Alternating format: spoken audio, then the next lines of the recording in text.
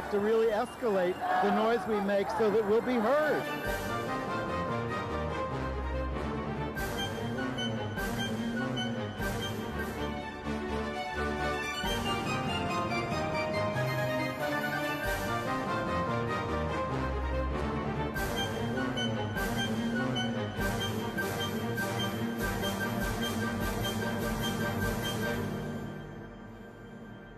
Welcome to Gay USA, everybody. I'm Andy Hum, and let's start the clock. Okay. Well, let's start the news. I'm Ann Northrup.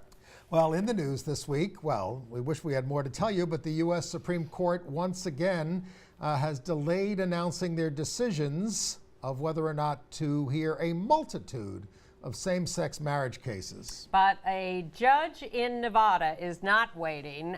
This is the story of the stupid judge. He decided against same-sex couples wanting to marry in Nevada, but we're appealing that, but we'll tell you all the horrible things he said. California's new law banning therapists from trying to cure people of homosexuality has been cleared to go into action in January by one federal judge, but another one is allowing 3 people to keep trying to cure us. Again, something to be sorted out in the details. But good news from a couple of places in the middle-ish of the country. Both St. Louis County in Missouri and the city of Boise, Idaho, have voted in favor of LGBT non-discrimination laws. In Charlottesville, Virginia, a transgender teen has gone missing. In West Point, New York, there was a big lesbian wedding in the main chapel at West Point. In New York, we told you the story last year of a man who brutally killed his lover as they were both visiting from Brazil, I believe it was. Right? No, Portugal. Portugal, right, Portugal. But you're right, they spoke Portuguese. Portuguese. Well, it was not a funny story because the lover, young lover, killed the guy, and he's just been convicted of second-degree murder, even though he tried to get off on insanity. And a strange case from Arizona where 2 boys were caught fighting, and the principal decided their punishment should be sitting in a public area holding hands. They were, humiliation is the cure, and their classmates reacted in a variety of ways, including bullying them. A Republican legislator in Pennsylvania has come out and making himself the first out legislator in Pennsylvania, though he will be joined by a Democrat soon. But underline Republican. Broadway Cares Equity Fights AIDS got a big boost from the late Fred Ebb of Candor and Ebb fame at an event this week. And we're going to review a bunch of new shows. Terrence McNally's new opera-themed play, Golden Age. We're not going to do that one. A new play by Christopher Durang with David Hyde Pierce, and Baba Brinkman's rap on why we have sex. Why people have sex. All right. Mainly men. But the main question at the beginning of the show is, why has the Supreme Court not announced its decisions on whether or not it will hear arguments in the appeals of cases against Section 3 of the Defense of Marriage Act and the Prop 8 case from California and the Domestic Partners case from Arizona? And the short answer is, according to John Davidson of Lambda Legal Defense, he's their legal director, is because it's very complex. And some of them are writing dissents to the decision. Well, yes, when they decide not to hear a case, the decision whether or not to hear a case, when they decide not to hear a case, sometimes they just say, we're not hearing it, and that's it. Right. But if one of the justices really objects to the fact that they're not going to take the case, they write a dissent to that. Right. They only need 4 justices. They only need 4 justices to decide to take a case. So if they haven't been able to, if they're not taking some of these cases, that means the conservatives are not sticking together on this. On the Prop 8 case in particular, because it's almost impossible for me to believe they're not going to take the DOMA Section 3 cases. But What I think they're arguing about behind the scenes on this is what the questions will be, because when they do take a case, they lay out questions to be decided in the case. So they are, in essence, putting the lawyers on each side on notice for what they have to deal with in their briefs and their oral arguments. Right. I mean, one of the things they have to decide in the DOMA challenge is whether or not it violates the Constitution's guarantee of equality for the federal government to discriminate against same-sex couples. The level of review is the main issue here, and so I can see that in their conferences when they discuss this, they're arguing about how to frame that question. I don't have that information. This is a guess. So we may know the something soon or not. I mean, Well, I was very concerned about whether they were going to hear rent regulations in the Supreme Court, and they waited until the last possible minute to say, no, we're not going to hear it. That was a year or two ago. A year ago, kept everybody on pins and needles for a year. Well, I think in this case they have some real disagreements, some real issues to be ironed out amongst themselves about how they're going to hear these, and that is what is delaying them. So justice delayed is justice denied. Well, by the time, for those of you who are seeing this Thursday night in New York, we may get an announcement tomorrow morning or on Monday. For those of you seeing it on the weekend, you may know already if there was an announcement on Friday. We still think and hope that ideally they will reject the California Prop 8 case. They will take one or more DOMA Section 3 cases. There's also the question of Elena Kagan's need to recuse herself on some of the DOMA cases. She's one of the justices appointed by Obama. So we may hear something by the end of this week, beginning of next week, or if we don't, it's going to be at least another month because their next scheduled conference to discuss cases is at the beginning of January. So either we hear now or we hear no sooner than a month from now. Okay. Meanwhile, what we did hear was the decision in Nevada by District Court Judge Robert Jones, a graduate of BYU, a Mormon appointed by George W. Bush. And what had happened was that there were 8 couples in Nevada who sued for marriage rights. This is a state which is very important, that has domestic partnership. Yes. So, and that's the states we're going after. Just like in California, you give them full domestic partnership. Why aren't you giving them marriage? What's the problem? Well, that is the new tack we've taken in arguing these cases, and it is in fact why we ultimately won the Prop 8 case, because the 9th District said, because you have given them all these rights and all you've done is exclude them from the word marriage. You must not like them. Exactly, and animus is not a legitimate reason to keep us out of it. So we are now cherry-picking states where there are domestic partner benefits and suing for full marriage rights. So that's what happened in Nevada. One of the couples suing was a lesbian couple who've been together for 41 years. But here's what the judge said. Motion denied. Yeah, exactly. He said, if you let same-sex couples get married, a meaningful number of heterosexual couples will decide not to get married. Well, this was pretty much the argument that Mayor Mike Bloomberg of New York used in court to keep us from getting married in 2005 successfully. And I imagine it's going to be cited because it's about all that's left to them. Yeah. You know, we can act like these are silly arguments, but if they were looking for a fig leaf to put over keeping marriage just between heterosexuals, that's one of them. Well, again, he drags out the procreation thing. That so few same-sex couples have any kind of even artificial way to create children. So really, that's not an issue at all. Of course it is. Millions of gay people have children. So if we want to promote procreation, which we must, then we have to make marriage for heterosexual couples only, because otherwise they'll run screaming from the room. Also, he said that Baker v. Nelson, the Supreme Court decision 20 years ago. Not 20, 40 years 40 ago. years ago. This was a couple in Minnesota who tried to get married for 1971 or 2 or something like that. And they tried to get married and they were prevented. And that case did go up to the Supreme Court. Supreme Court didn't grant review. Refused to hear it. Said there was no real issue. And This is not a new issue. but it was decided before the Romer v. Evans case and the Lawrence case at the Supreme Court, which have established some rights for gay people. And so most people think that Baker v. Nelson has been essentially overruled, de facto overruled by those cases.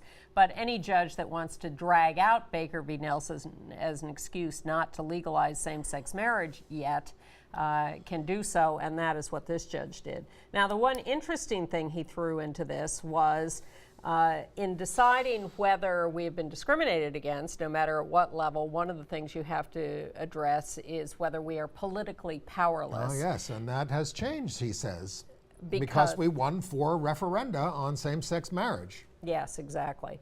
Now, as others have pointed out, it is inappropriate to take that one factor and hang your decision on that. Whether Especially when we've lost 33 of them, or whatever it is. And et cetera. But As you will hear if you stay tuned to this show, about some of the stuff we're going through these at days. any rate, it's a bad decision. We had a similar bad decision in Hawaii recently. That's under appeal. Fortunately, this has to be appealed to the Ninth Circuit, which is Our friend. fairly progressive. Yeah, so, Although you never know but it's, what judge you're going to get. well, actually, this decision may help the Supreme Court decide to take the case because it may be proof that we are politically powerless. Something to hang their hats on. It's a mess. Ooh, ooh. But that's the latest ugly news. But in the meantime, marriage is going forward in a number of states, as you know. And there was in Washington State, you can apply for marriage licenses on Thursday, December 6th, when the election is certified. Now, there's something that I read this week that was sort of fascinating to me. If you have a domestic partnership, well, we already told you that it will be automatically converted into a marriage if you don't do anything before a certain date. Okay? Yeah. I think you have a year or something like that to decide whether you want to get out of that. But the date of your then marriage will be dated back to the date of your domestic partnership, whenever that Wow. started. Which, Well, why not? well, I'm just Hey, saying. you're entering into a legal agreement. We're just changing the name. Whatever. I'm very disappointed that they did keep the domestic partner option for couples that are 62 Seniors. and over. Yeah. 62 and over. In Washington, once you get the license, there's a 3-day wait for marriage. They are having a big special ceremony at City Hall. 140 couples have already registered for that, and that fills the slots. Maine's new freedom to marry law is going to take effect on, are you writing all this down? Yeah. Saturday, December 29th. And Maryland, licenses began to be issued this week on December 6th. So that there's a 2-day waiting period there, but they started early so that weddings could begin on January 1st. That is per the direction of the Attorney General of Maryland. And I guess this is, HRC released some data on attitudes that were in the polls from same-sex marriage on Election Day, and it found that nationwide, voters supported marriage equality by an 11% margin. As they say, a landslide compared to Barack Obama's margin of re-election. And they talked about how voters shifted in the various states, which was interesting. A lot of progress with Catholics, African Americans, independent voters, etc. And, marriage is already legal in a number of states in the District of Columbia, not to mention other countries. And so in New York State, we have the United States Military Academy at West Point. And 2 women, Sue Fulton and Penny Nesson, who have been together for 17 years. Got a picture of them somewhere. Sue, we have a couple of pictures. Sue is a West Point graduate, and they have become the first same-sex couple to marry in the main chapel at West Point. There was one there they are getting married. There was one previous same-sex wedding. Oh, there they are under the sabers. Once in a side chapel. Fulton is on the Board of Visitors there. And on the first openly gay member of the board that advises the Academy. And on the board of OutServe SLDN. Now, they did say they always want to get married in New Jersey, but we didn't want to wait any longer. Well, that's where they live. Yeah. The ceremony was performed. Well, because Nessim, 52, is a breast cancer survivor and suffers from multiple sclerosis. A senior Army chaplain and a minister officiated at the ceremony. The right wing is freaking out. Pat Robertson, Ooh. end of civilization. Just shaking his head there on the 700 Club. But they passed the Defense Authorization Act. The House had included a provision saying, not only can't you do weddings on federal property, basically, but all kinds of things that were going to work against gays. And those things were kept out by the Senate and apparently in conference. So, you know, Well, we're the making some conference, I progress. think, is yet to happen, yeah? but it is assumed that the Senate version will prevail. Because the Senate's bigger. No, I mean, more powerful. I don't know. Okay. Whatever. Also powerful, the Maine Ethics Commission, which has fined the National Organization for Marriage $2,000 for missing a deadline to file their campaign finance report, but they really were only like a day late, so that's not a big deal. You know, we can't get married in Michigan, but a new poll there found 56% of adults saying they supported same-sex marriage. It's just gone. I mean, 2 years ago, 51% opposed same-sex marriage, and only 48% supported it. So we're making progress there. I think the president's thing had something to do with that, plus all the great work that you've all been doing out there on this issue. And don't forget there are other issues. But we're also making progress with the Congressional Hispanic Caucus, which announced its 9 foundational principles for comprehensive immigration reform. And one of them was about protecting the unity and sanctity of the family, including binational same-sex couples. I hope that our movement will give as much support to their movement as they've just given to us. Comprehensive immigration reform, Yes. in particular. In Illinois, there is a same-sex marriage case in the courts. Again, couples suing for marriage rights. They passed a civil unions law there in the last couple of years, and so our side just turned right around and said, okay, make it marriage. Oh, is this the suit where the Chicago officials won't even defend it? Exactly, or the state attorney general. So there No, are... it's being defended by Pat Robertson. Probably is. Well, a there lot. are 2 downstate clerks who are fighting marriage, who are defending heterosexual-only marriage. But along comes the Illinois Family Institute, which is one of these right-wing groups, and a couple of churches, and they applied to intervene in the lawsuit as defenders of this. And the Cook County judge ruled last week that they could not intervene as actual plaintiffs or defendants, I guess, in the suit. They can file amicus briefs, but they cannot be actual participants So in the suit. who will defend traditional marriage? The 2 downstate clerks. Okay. Oh, they're going to let the clerks. Okay, I got it now. They're already doing that. All right. Thank you to J. Crew, which put a male couple in their online wedding album. We're everywhere. And I guess thank you to Frank Bruni of the New York Times, who wrote an angry Sunday column expressing his rage, I guess, at Bill Clinton for signing the Defense of Marriage Act and not being active enough in support of same-sex marriage. He does support it, although somebody pointed out that in '96 they even had robocalls where they were using his signing of the Defense of Marriage Act to help get him reelected. Yes. You know. Yeah, his campaign was using them in the South in particular. Right. But he has come out for it. His wife has not, although she's and everybody expected says to. as soon as she steps down as Secretary of State, because this would be so controversial for her to do this please. as Secretary of State. Oh, come on. Yeah.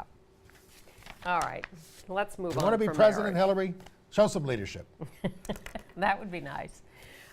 Speaking of leadership, I guess we should congratulate state legislator Mike Fleck in Pennsylvania. We have a picture of him, too. He is a Republican, and he has just voluntarily come out, just matter-of-factly announced that he is gay. He's divorced. Does he have kids? I think he may have kids. But he has just, he's from a rural central Pennsylvania district. There he is. Well, let me tell you. He's a graduate of Liberty University. That's I mean Jerry Falwell's university. He and worked for the Boy Scouts. Professionally. Now, the thing, you know, he was married, he's separated from his wife. Separated, yeah. He, says that he is still, he says, I don't see anything changing in my life. I don't see my voting pattern changing, which I think is kind of sad. Well, I think it's also not true. I think by the time he starts integrating this part of his life and starts looking at some legislation and stuff, he will change. I mean, he did try to change from being gay, and we're going to talk about that in California in a few minutes, but he did go through all that counseling kind of stuff and realized that, it didn't work. He's a great poster boy for it not working. Wasn't honest. But he doesn't want to sort of change anything else about him. He's still a very devout, conservative Christian. Look, you know the 5 stages of grief? Yes. There are 5 stages of coming out, Okay. too. And denial is a big one. Okay. Wait till he gets to, at the moment he's at bargaining. Well, He's going to get to acceptance. okay. But he came out, and he's the first in the Pennsylvania state legislature to come out. But meanwhile, an out gay Democrat, was elected to the state legislature in November, but he doesn't take office till January, I Right. guess. So he gets to be the second one officially in the legislature. Well, should we talk about gay conversion therapy? I got a few other political Well, I do stories too. first, Sure, so we let's can go do through that. those. Okay. Whip through those. We told you last week that Stacey Marie Lawton, a transgender member of the elected to the New Hampshire House, Democrat, had resigned her seat because her past as a convicted felon had come out. But now she's saying maybe she'll fight for her seat. So she's going back and forth. I mean, on it's this.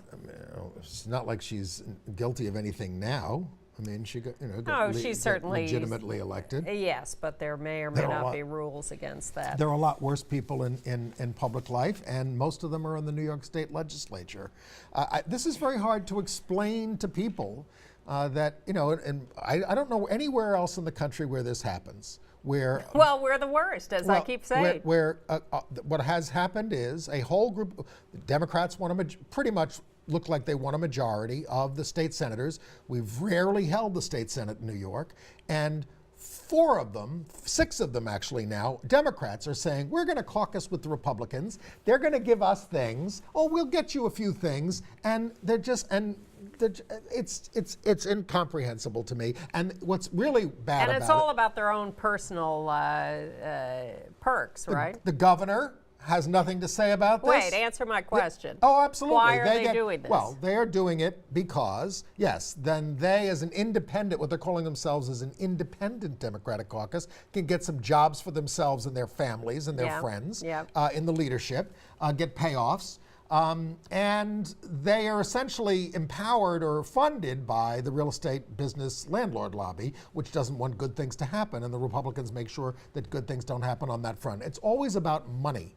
And that's what this is about. It's just so outrageous. And no one is holding them accountable. Well, and Cuomo, the governor, who we praised here for passing the same-sex marriage bill, is enabling this. But no leading Democrat in New York that we read the paper every day, is speaking out against this, including the co-chair of the Democratic Party in New York. He's, Keith Wright. He's not so. It makes me want to just give up on politics. In New York State, certainly. And this is going to hurt the possibility of the passage of the transgender rights bill. But we applaud the city councils in St. Louis County and Boise, Idaho, which have adopted non-discrimination laws that include both sexual orientation and gender identity and expression. So that's a step forward there, while New York steps backwards. And there's been pressure on President Obama to appoint an out gay member of the cabinet. Yes. Never happened before. Our demands keep escalating, Yes, don't they do. God, you give them one thing and they want, So the most likely candidate is Fred Hochberg, a New Yorker, who's now chair of the U.S. Export-Import Bank, whatever that is. Former head of the Small Business Administration. So they're looking at commerce for him, which would be the most logical. The commerce post has been vacant since June, when the former secretary resigned for medical tests after suffering a seizure while driving a car. So that was John Bryson. So yeah, maybe Hochberg at that post. Although they're also considering John Berry, who's the director of U.S. Office of Personnel Management, out gay guy, for Secretary of the Interior. Yeah. But meanwhile, speaking of bipartisan, quote unquote, this week as we tape, the word is that Obama is considering Chuck Hagel, former Nebraska Republican senator, as Secretary of Defense. When he was a senator, he got a 0 rating from the Human Rights Campaign, 11% from the NAACP, bad on abortion rights, which is very important in the military and everything like that. Against the Violence Against Women But Act. as I, when I commented on this, it's also kind of appalling to me that you elect a Democratic administration and Obama is perfectly happy to have Republicans run the Defense Department. Is there no democratic difference on defense and war and all those things? Seems like it's not. Yeah. But the city council in San Diego, California has elected an out gay member, Todd Gloria, as their president. Now, this is something I would like your opinion on. In New York, a lot of the major public officials who are going to be running for mayor went to visit the Hasidic community on the 68th anniversary of their founding rabbi's rescue from Nazi captivity. Sounds very nice. But only men were allowed to go to this event. So Christine Quinn, who was the leading candidate for mayor, an out lesbian, not because she's a lesbian, although I don't know how they feel about that. I imagine they're too thrilled about that. But women are not allowed in. I think the men should not go in those cases. It's just like the all-male country club or whatever it is. She sent a male representative. And a gay guy. And did not object. Did she? Yeah, Michael DeLoach. Oh, okay. Well, look, I don't like this kind of thing anywhere, but then the question becomes, how do they really treat people and act? And I think a lot of their attitudes are probably heinous. Right. Welcome to New York. But welcome to Minneapolis, Minnesota, where the new mayor and city council have chosen an out lesbian former deputy chief of police as the new police chief, Janie Harto, or Janae. It's spelled with an accent over the last E. So she is the new police chief of Minneapolis. Okay. But in, where have I got it? At Virginia Commonwealth University, there was an out gay man who was the women's volleyball coach. James Finley. And he'd been there for like 8 years. Yeah. And in fact, he had his best season, 26-5. So, but 25-6. Oh, all right. Oh, you're right, 25-6. Sorry. Just trying to be accurate. No, absolutely. And Eddie, he loved his job. He was an out gay guy. He's got a husband, he's got a kids. The athletic director would invite them to dinner. They had a great time, and then that athletic director left. And they got a guy named Ed McLaughlin, and what happened was he started to get the cold shoulder. The athletic director would go to visit all the teams, sit on the bench, socialize, never once even talked to this guy. This sounds, like we retired the word homophobia too soon. Then the women's volleyball team members would turn to this coach and say, why is the athletic director being so mean and nasty to us and never talking to us? And they told, and this is what the players who met with the athletic director said, he told us he wanted somebody to better represent the school, not a homosexual. Well, evidently, because James Finley was fired as the women's volleyball coach with no good explanation and with a fantastic winning record and a fantastic academic performance from the students. And he's got a great attitude, and it's so essential, and we're proud of you that you're standing up for yourself. He's filed a complaint. You should not go quietly. There's going to be a university investigation, and I hope when it's over, if what he says is true, that the athletic director is fired. That would be delightful. Even though the athletic department is sending all the stuff about, we love diversity and blah, blah, blah, blah, blah, Wait, what was I going to say?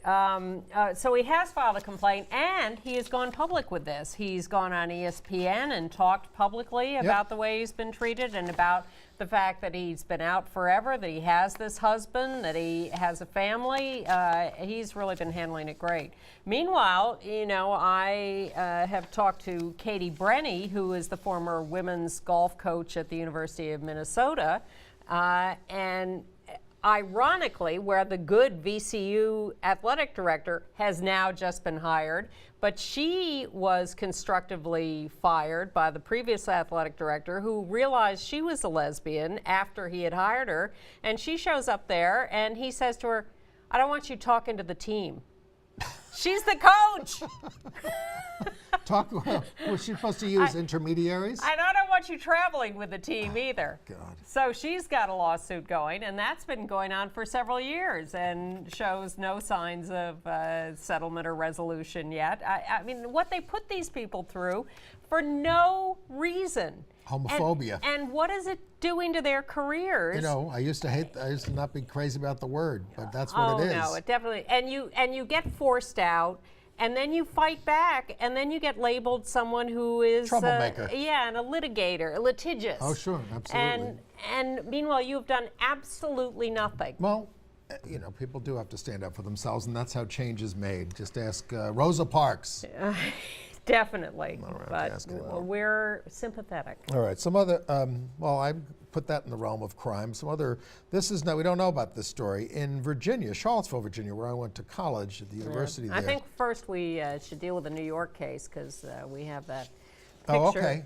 Yeah, this is something that happened in 2011. A couple came to New York from Portugal. One of them, Carlos Castro, 65 years old, was a famous TV personality. Yeah, in Portugal. And he had this young boyfriend, Renata Seabrook. A model. 23. We've got a picture of them. We can show the two of them there together. Yes. If you want to put it up there on the they're screen. at a hotel in Times Square. And Carlos figures out that Renata is flirting with girls. And so Carlos says to him, "All right, we're done, and the trip is over, and we're going back to Portugal." All right. And Renata kills Carlos. Well, he doesn't just kill him. He chops him up, he castrates him, he strangles him, he beat him. He believed he was acting on orders from God to eradicate homosexuality from the world. That was his story afterwards. Then he made superficial cuts to his own wrists to act like something happened, and then placed, I'm going to read this, he placed Castro's testicles on his wrists or wiped the blood from Castro's testicles on his wrists. I mean, it goes on and on and on. It's so graphic and horrible. So, and then he goes to the police station and he's like, "Ooh," you know, trying to like really act crazy to get out of it. And the jury didn't buy it. Yes, that was the whole thing. Everybody was afraid he was going to win this insanity defense. The jury deliberated for about a second and a half and came back with a guilty of second-degree murder conviction. Yes, they did. Yeah. Yes, they did. Now, on to the next case, which is Charlottesville that you started to tell. Right. Well, we don't know what's going on there, but do we have this picture of Dashad Smith, also known as Seiji or Unique? No, we don't have the picture, but this is a transgendered person who was been last seen November 20th in the 500 block of West Main Street there, wearing a black jacket, dark gray sweatpants, a black scarf, and gray boots, but has been missing ever since and was supposed to show up for Thanksgiving dinner in a couple of days, and the family is, of course, all very concerned. So if you know anything about that, get in touch with the authorities. She's 5'8", 130 pounds, black hair and brown eyes, with a piercing in her left eyebrow. What we do have a picture of is two high school boys in Mesa, Arizona, Westwood High School, who were caught fighting in school, and the principal said, "All right, here's what I'm going to do with you. You're going to sit in a public space and you're going to hold hands for what, half an hour, an hour, 2 hours, whatever." Look at them. I mean, this looks like something out of Nazi Germany or something. Well, as someone said, shaming people. As someone said, one thing they could have done was sort of have more fun with it and not let themselves be humiliated by the idea of having to sit and hold hands. This was their option as opposed to being what, suspended? Yes. So, but the thing is, 15 minutes. the kids are all standing around. What are you, gay? That kind of stuff is going on. Well, it was set up to be that. Yeah. That was the whole point. So Let's humiliate there's a them. big campaign to get the principal removed. He, on the other hand, says it works. You know, Oh. I stopped the fighting by humiliating Well, he could also them. have shot them. That would work too. They wouldn't fight But anymore. that's the point. He didn't shoot them. All he did was make them sit and hold hands. And sent a message that being gay is like the worst thing you could be. And that's why we're raising hell about this. Well, I think that's the perfect segue to a discussion of conversion therapy. Okay. Now, the headline on this is That conversion is in quotes. Yes. There are all Is- these Christian therapists mostly, some Jewish, others, who say they can change you. And they ban And how they change you is quite interesting. And if you read Wayne Besson's website, Truth Wins Out, he goes into quite graphic detail Like- about what these therapists do. take your clothes off and touch yourself. Yeah. That kind of stuff. Yeah. Get in touch with your male body. Woo! I mean, it's like these guys You're are. sounding a little prurient for No, my taste. No. I'm saying these guys are. No, I'm objecting to this because I think it's Absolutely. outrageous. So And- California passed a law recently that said that you cannot practice conversion therapy on minors. And the right wing. These are not people who look for coal. These are underage people Yes. we're talking about. Under 18. MINORS. Correct. So the right wing immediately went into court to challenge this law and say this is a violation of our religious freedom, this is a violation of freedom of speech, this is a violation of the rights of parents to send their kids to this kind of therapy. So this is now proceeding in several courts in California. There's not just one lawsuit. And there are some conflicting opinions that came out in the last week. Well, one judge, Kimberly Mueller, refused to block the law and says it can go into effect. The other judge, because she said this is a therapy that causes harm. and they're not likely to win. And the state has a right to Right. bar, quote, medical practices, unquote, that cause harm to people. The governor who signed the bill, Jerry Brown, called it quackery. Yeah. So the other judge, U.S. District Judge William Shub, I believe is a Bush appointee, one of them anyway, saying he found the First Amendment issues presented very compelling, ordered the state to temporarily exempt 3 people who were named in the case, 2 mental health providers and a former patient who was Because studying they're to the practice. ones who brought the lawsuit. They brought so they can keep trying to. Those 3, if you really want this, you can go see them in California. Oh, But the God. rest of it, it's not going to happen. And really heinous, 2 TV episodes on this last week. Dr. Oz, who most people would think of as a rational and progressive human being, did an hour-long show on reparative therapy, brought on representatives from NARTH, the North American Reparative therapy, whatever, for the repair of homosexuality, something. But they're all quacks who've been thrown out of their psychiatric associations. And Dr. Oz had them on as if, oh, you know, these are interesting and legitimate questions. Well, the most famous one of these, the heinous. most famous one of these guys in the old days was a guy named Paul Cameron. You may remember him. Well, the other one is Joe Nicolosi, who they didn't started have they didn't have Cameron on, did they? No, but they had Nicolosi's group on. Cameron, I was invited onto a show. They sprung it on me that Cameron would be the guest. Oz was springing them on. Well, so I wasn't even going to go on. But then it's a national program. And then then the guy says, "What do you think about what Cameron has to say here about converting homosexuality?" I said, "I don't want to talk about him. I want to talk to you. Why are you having this idiot on the show? What is wrong with you? How is this credible? The guy's been thrown out of his association. Something is wrong with you." So I just kept up that discussion. Yeah. You have to turn it around. Don't well, argue with these not people. only did Dr. Oz do this show, but Dr. Drew also did this show Oh. and also sprung these people on the gay guests, lied to them, brought on people he swore he would not bring on. It's unbelievable that these supposedly mainstream Isn't there an doctors are doing anti-bullying this. law? That's exactly what should be invoked. Well, in fact, there is a proposed resolution in Congress introduced last week by Representative Jackie Speier, a Democrat from California, from the San Mateo, San Francisco area. And she has introduced a resolution called Stop Harming Our Kids that would condemn LGBT conversion therapy and investigate the extent to which any federal funding is being used for this. You may remember Marcus Bachmann was getting payments at his clinic where he was doing conversion therapy because they apply for reimbursement through Medicaid or Medicare and Medicaid probably in this case. And she is saying, hey, federal funds should not be going to support this. It would be nice if that got some support. I thought James Carville was being a hint anti-gay when he said, my favorite congressional spouse, Marcus Bachmann, will be back this year. Well, anyway, did we talk about the Jersey suit last week? That 4 men are suing there over conversion therapy under the Consumer Fraud Act. Okay. And good news from, as long as we're on therapy, the American Psychiatric Association Board of Trustees has given its approval to the long-awaited revision of the Diagnostic and Statistical Manual. This will be DSM-5.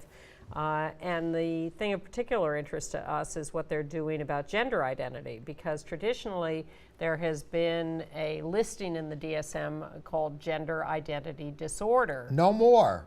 Now it's going to be called gender dysphoria for those who, which they're defining as emotional distress over a marked incongruence between one's experienced expressed gender and assigned gender. So it's not, the word disorder is being gotten rid of. Now the problem with some of this may be that, you know, for people to get treatment, they need to have some kind of a diagnosis of something. And so there's a split. There are people who want to be able to have some kind of medical definition so they can get reimbursement or coverage, and others who say it's stigmatizing, we need a different kind of understanding of this. So there is a change, but maybe it'll still allow for reimbursement. Well, and in another part of the LGBT, there are members of the bisexual community and many organizations who have written an angry letter to the National Gay and Lesbian Task Force and the Center for American Progress. They issued a new report called Caught in the Budget Battle about federal funding, and they used the term throughout gay and transgender. And the bisexual activists said, well, wait, when did it become gay and transgender? Gay is not a blanket term for gay, lesbian, and bisexual, and you are erasing us, and you know, this shorthand is not going to work, and you got to stop this. Okay, we will do that, even though this show is called Gay USA. Because it's short, and it attracts attention when you're flipping channels. And it rhymes. But we're for everybody. You know, we talked about bullying. When I heard this week what happened to Bradley Manning while he was in detention, the absolute torture of this kid. Absolutely. It all came out. He testified on his own behalf, and he's basically saying, "Let me out," because you know you've really tortured me enough at this point. Well, again, it has not been established that he did anybody any harm. He should win the Nobel Peace Prize. That is certainly our attitude. And we'd also like a little prize for the teacher in South Lyon, Michigan, middle school, 8th grade class. A student in her class asked that she play a YouTube video of a song, called a popular Same song, Love, Same Love. which has gotten, I noticed, 8 million hits Same on Love. YouTube. This is not exactly obscure. In fact, Ellen DeGeneres has had on the guys who recorded it, and it's not about being gay, according to a student there. It's about the acceptance of others for who they are, and the school is basically getting the teacher on a technicality and saying all videos have to be cleared. So she's been suspended. Yeah. Anyway, all right, well, let's move on. What do you think about somebody being sentenced to going to church for 10 years? There's a new penalty in Oklahoma. I'd be practicing civil disobedience. I hope you're opposed to that. I think you can count on that. But they do send people to AA sometimes, and that's the argument that they're using. Look, I'm all for alternative sentencing. I think everything should be more compassionate. But church for 10 years? Seems a little exorbitant. All right. All right, international news. Well, Uruguay is set to pass its same-sex marriage bill on December 11th, and they say they have votes to spare, unlike our Congress. Yeah, well, this is the Chamber of Deputies. Their Senate will vote next year, but both are enthusiastic supporters of same-sex marriage. And in Mexico, the Supreme Court has broadened marriage rights there, extending it to several other districts. My favorite story of the week is the Norwegian princess, Mette Marit, who one of her staff members was gay, a palace employee, was unable to travel to, was it India? India, where, you know, the surrogate is having a baby and everything for them. And he and his partner hired a surrogate in India to bear a child for them. Twins, actually, it turned out. So she goes, using her diplomatic passport, doesn't tell anybody, just shows up and starts taking care of the kid for a while until some of the relatives of the gay couple can get there. Good for her, even though apparently surrogacy is rather controversial in Norway. Yeah. The UN Committee Against Torture has told Russia that they should do a better job of protecting LGBT people. Fat chance. And good luck with this. A gay couple is challenging the law criminalizing gay sex in Singapore, where you can get a fine of 3,000 Singapore dollars there, which is about $24.60 in our dollars. Yeah, back in Russia, we've told you about various individual cities that have passed legislation to outlaw any promotion of homosexuality, which basically means if you say gay or are gay or whatever, you're going to jail. The Russian parliament is now set to consider this as a nationwide law. And we don't know exactly what's going on in Uganda and Nigeria. They say they're moving forward with legislation. By the time you see this show, they may have done it. Or not. But they keep teasing us with it because it gets them attention. Exactly. Meanwhile, LGBT activists in Uganda are certainly concerned just by the fact that it's being discussed. Sure, because it breeds violence against them, and are they going to start executions? I mean, again, this calls for the death penalty so far for people who are multiple offenders. Whether it does or doesn't, it outlaws being gay and excites violence, and so some of the activists are preparing people to leave the country. Remember when everybody left the country when Idi Amin took over in Uganda? I'm old enough to remember that. In Kuwait, the government and the opposition Islamists are in a war to prove who's tougher on LGBT people. The media is creating a sort of moral panic. 15 transgender people in Kuwait are in jail awaiting trial because there have been roundups there. Secretary Hillary Clinton, Secretary of State, spoke to the 20th anniversary of the group Gays and Lesbians in Foreign Affairs Agencies and recognized in particular a guy named Tom Gallagher, who was out of the Department of State in the early 70s and said, I'm not talking about him out of nostalgia, but as an example of someone who was brave and out and good. Because there were a lot of gay people working there. Yeah. They just weren't out. And the gay guy who was going to run for Senate in Kenya has withdrawn because he's getting a lot of threats and not a lot of support. Okay. Okay. AIDS news? Well, and staying on the international scene, you know, they had a big AIDS conference in Nepal and Pokhara, and the National Association of People Living with AIDS there boycotted it because it was being held at a luxury hotel, and they said, what the hell is the funds going to this thing for when we can't even buy drugs? Yeah. Well, more people can buy drugs in the United States. The ADAP waiting list is down to just 87 people in 5 states because the Obama administration released more funds to help people get drugs in this country. And Broadway Cares Equity Fights AIDS, one of our favorite charities, had their 24th annual Gypsy of the Year, where the gypsies in the shows get up and do skits. It's very entertaining. But they raised almost $4 million from this, you know, people donating after shows and things like this. And that's an annual take. Yes. Yeah, annually. Oh, they've raised like $65 million since the beginning.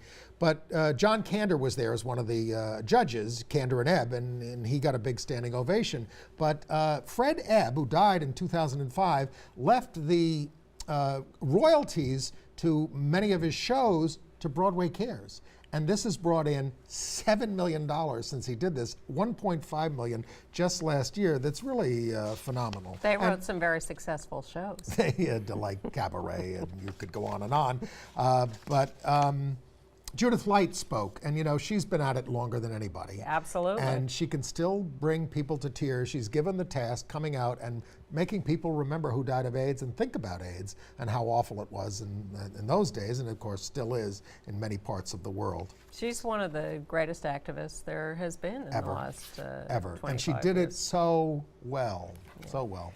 On World AIDS Day last week, Housing Works sent a couple of people up some flagpoles in City Hall Park to hang a banner which said, revolution is nigh. Housing is health care for people living with HIV and AIDS. On the top of City Hall? No. Oh. Just on flagpoles at the bottom of City Hall Park. Did the anti-terror squad get at Yes, them? 2 people arrested.